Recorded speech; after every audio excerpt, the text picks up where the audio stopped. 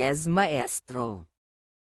Ignition system. Ang ignition system ay ginagamit ng mga gasoline engine upang simulan ang pagkasunog sa pamamagitan spark sa pinaghalong gasolina at hangin during power stroke.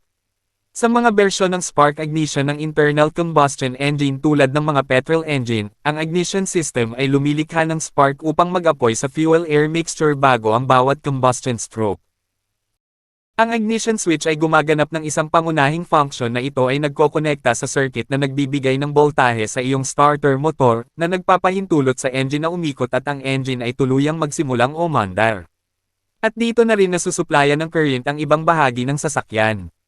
Sa mas lumang mga sasakyan ito ay bahagi ng key barrel at ina-activate mo ang ignition switch sa pamamagitan ng pagpihit sa susi. Ang mga baterya ay nag-iimbak lamang ng current, hindi nila ito nilikha. Ang mga baterya ay nagbibigay ng current para sa pagsisimula.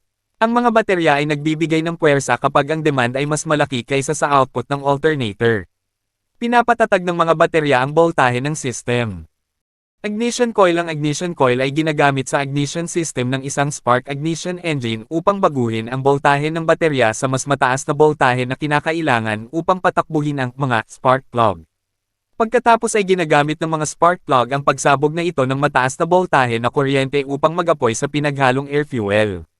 Naaabot hanggang 25,000 volts.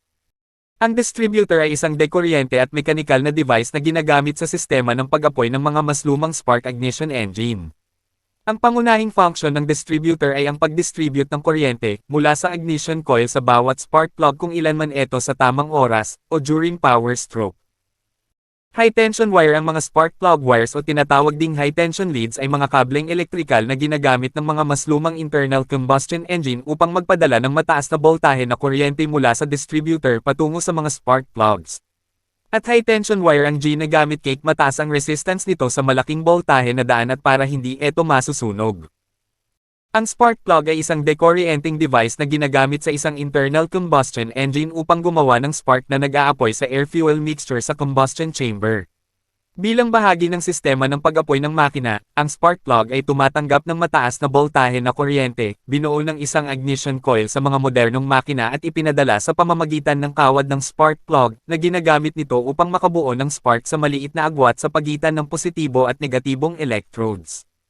Condenser. Ang condenser, na kilala rin bilang isang capacitor, ay nakawire nakahanay sa mga contact point at nakaground sa distributor housing. Pinipigilan ng condenser ang pag-arcing o pagkasunog sa mga contact point ng distributor kapag unang bumukas ang mga punto. Ang condenser ay nagbibigay ng isang lugar kung saan maaaring dumaloy ang kasalukuyang hanggang sa ganap na bukas ang mga contact point.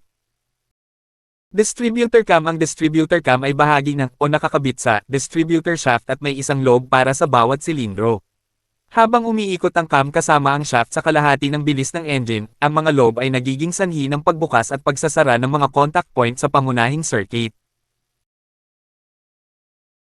Kung may natutunan na, sagutan sa papel. Ilagay ang tamang sagot sa patlang ng drawing.